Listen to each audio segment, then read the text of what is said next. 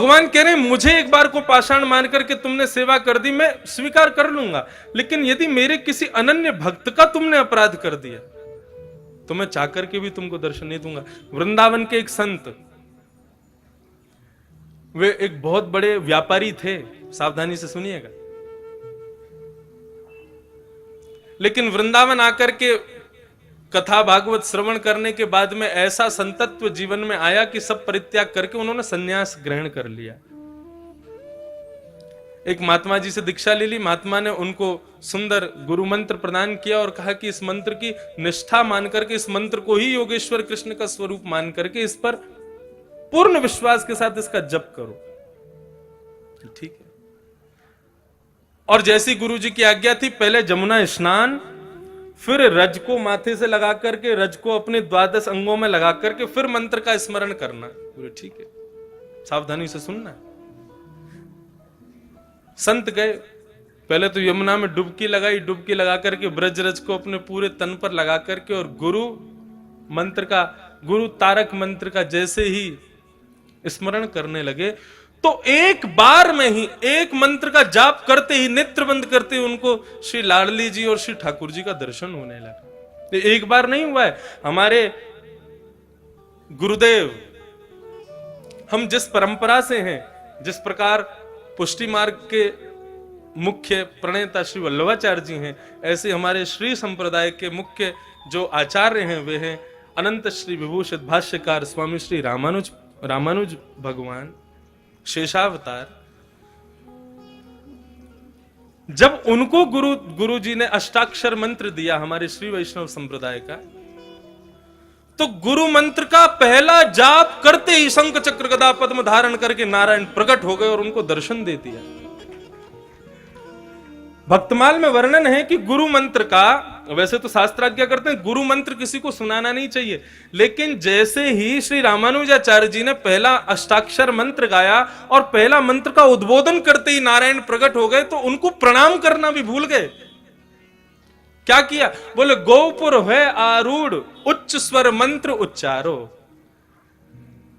हमारे श्री वैष्णव संप्रदाय में जो दक्षिण में मंदिर होते हैं उनके बड़े ऊंचे ऊंचे गोपुर होते हैं। आप लोग तिरुपति जाओ, श्रीरंगम जाओ, श्रीरंगम का गोपुर तो महाराज किलोमीटरों दूर से दिखाई देता है।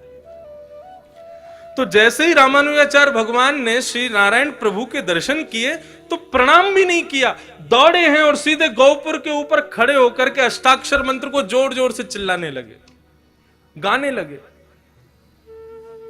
आचार्यों ने कहा, बोले अपराध कर रहे हो, गुरु मंत्र को खुले में गा रहे हो। तो रामानुजाचार्य जी कह रहे हैं, जिस मंत्र का एक बार उच्चारण करने से नारायण दर्शन दे दे, ऐसे मंत्र को गुप्त नहीं रखूंगा मैं तो सबको सुना दूंगा ताकि सबको दर्शन हो जाए। कैसा भाव रामानुजाचार्य जी का। अभी दिसंबर में पूज्य मलुक पीठ वाले महाराज जी ने भक्तमाल की कथा अपने निवास पर गुरुदेव के स्मृति में की, तब उन्होंने श्री रामानुजाचार्य जी के प्रसंग में ये भाव सुनाया। मन को इतना भाया कि आज तक कम से कम नहीं तो ज्यादा से ज्यादा नहीं तो 10-12 हजार मालाएं तो अष्टाक्षर मंत्र की कर ली होंगी, लेकिन हमको दर्शन नहीं हुए। तो वे क्या कह रहे हैं? बोले कि इतने विश्वास से गुरु मंत्र का उन्होंने उच्चारण किया कि नारायण एक बार में ही प्रकट हो गए। गुरु मंत्र में इतनी सामर्थ्य।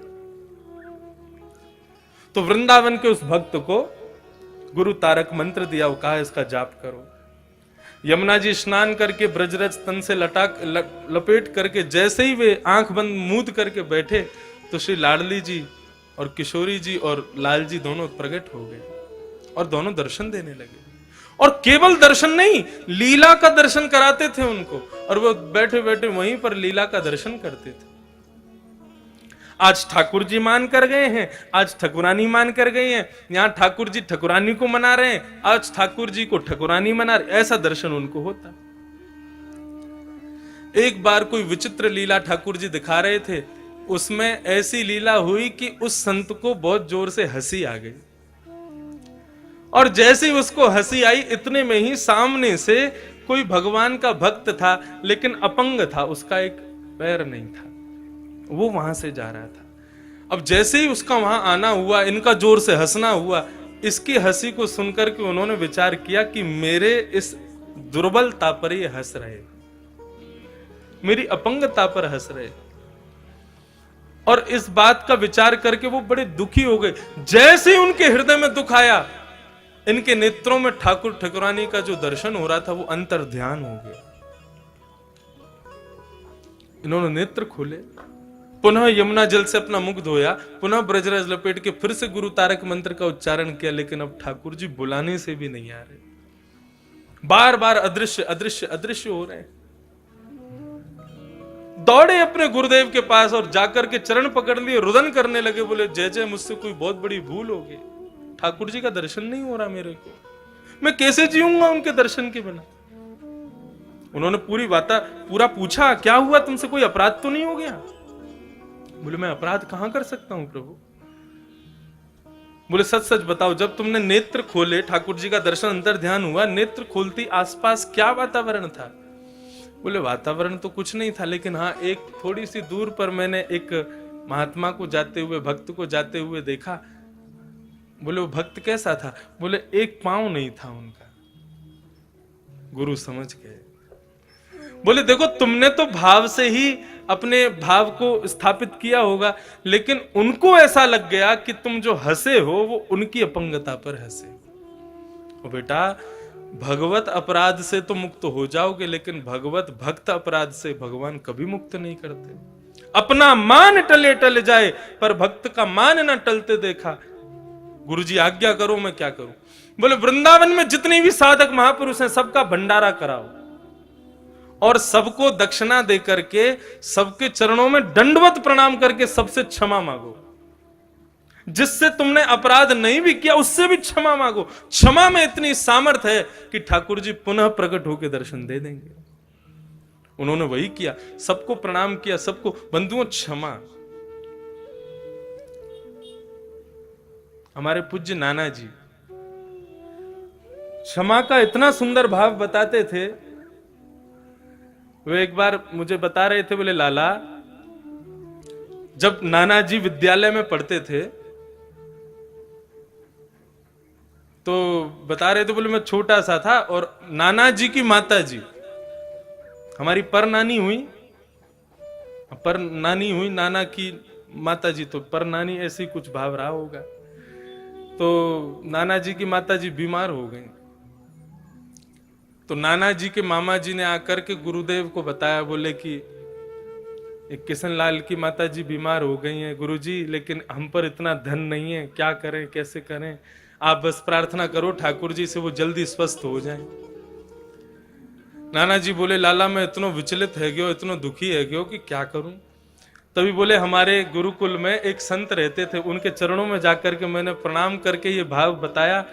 तो उन संत ने कहा, परमहंस जी, उन्होंने कहा कि बेटा एक काम करो, जितने भी विद्यालय में बच्चे हैं, जितने भी विद्यालय में प्राचार्य आचार्य हैं, जितने भी विद्यालय में कार्यकर्ता हैं, रोज सुबह दोपहर शाम सबको दंडवत लेट करके प्रणाम किया करो। वो गुरुजी सबको प्रणाम करना है? बोले हाँ सबको करो। तो हमारे नाना जी बोले प्राचार्यों को कर लेंगे, कार्यकर्ताओं को कर लेंगे, लेकिन इन बालकों को करने में शर्म आएगी हमको, ये तो हमारे संग पढ़ते हैं। और गुरुजी इनमें से कई तो ऐसे हैं जिनसे हमारी एक आंख नहीं बनती, उनको क्या करें? गुरुजी बोले उनको तो और ज्यादा श्रद्धा से प्रणाम करना, हमने आज्ञा कर दी, अब ये काम शुरू कर दो। नाना जी बताते, बोले मैं सबको प्रणाम करता, जिनसे मेरी बनती नहीं थी ना उनको मुंह फेर के प्रणाम करता, लेकिन करता जरूर था। हाँ कल मेरी गुरुजी से शिकायत कर दी याने, या से कैसे बन जाएगी, लेकिन फिर भी बोले मैं उसके पास जाता, पांव छू करके लेट करके प्रणाम करता, और वो मजाक उड़ाता, हाँ ये हुई ना बात, ऐसे ही लेट के प्रणाम किया करो। वो मुझे और चेताते थे, लेकिन एक संत की आज्ञा होगी, मैंने प्रणाम छोड़ा नहीं, सबको प्रणाम करता, लेट लेट के प्रणाम करता। बोले लाला एक दिन, 2 दिन, 3 दिन बीत गए, चौथे दिन से जो मुझसे ईर्ष्या करते थे ना, उनके हृदय में भी ऐसी दया आ गई कि जब मैं प्रणाम करता तो वो भी हाथ उठा, अरे भैया बस अब तू, क्योंकि सुबह भी करते, शाम को भी करते, दोपहर में भी करते, रात में सोने से पहले भी करते। बोले पूरा विद्यालय इतने करुणा भाव से मुझको देखने लगा, सब इतने प्रेम से भाव से सब कृपा करने लगे। बोले 4 दिन बाद हमारे मामा लौट के आए और गुरुजी से बोले, गुरुजी आपने बड़ी कृपा की, आपने प्रार्थना की, ठाकुर जी ने सुन ली, किशनलाल की माताजी अब बिल्कुल स्वस्थ हो गई हैं, बिल्कुल ठीक हैं, अब कोई दिक्कत नहीं। तो नाना जी कहते कि क्षमा में इतनी सामर्थ्य, उन लोगों ने मुझे क्षमा कर दिया और मेरे प्रणाम करने से मैंने उनको क्षमा कर दिया। क्षमा के भाव से इतना बड़ा प्रभाव। क्षमा बड़ेन को चाहिए। धर्म के 10 लक्षणों में एक लक्षण है क्षमा, जो हम कभी नहीं करते। संत ने आज्ञा कर दी, बोले सबको, सबसे जाकर के प्रार्थना करो, सब साधक तुम्हें क्षमा कर दें तो ठाकुर जी पुनः दर्शन देंगे।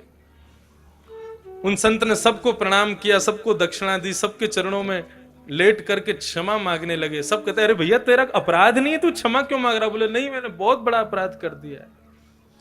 सबको प्रणाम करते करते उनमें से वे महात्मा जिनका एक अंग नहीं था वे भी बैठे थे, उनके चरणों में प्रणाम करके क्षमा मांगने लगे। बोले प्रभु मुझे क्षमा कर दो। संत ने हाथ रख दिया, बोले कोई बात नहीं। क्षमा जैसे ही किया, दौड़ करके गए यमुना जी में डुबकी लगा करके, जैसे ही ब्रजरज को तन पर लपेटा और नेत्र बंद करके गुरु तारक मंत्र का उच्चारण करते ही लाडली और लालजी पुनः प्रकट होकर के उनको दर्शन देने लगे। ये क्षमा में सामर्थ्य है। यदि आपके समस्त शत्रु आपको क्षमा कर दें ना, उसी दिन से आपके भीतर भगवत तत्व प्रारंभ हो जाएगा। हमारे भीतर ठाकुर जी प्रकट हो जाएंगे। और उसके लिए करें क्या? श्रीमद् भागवत बार बार कहती है, सब में भगवान को देखो।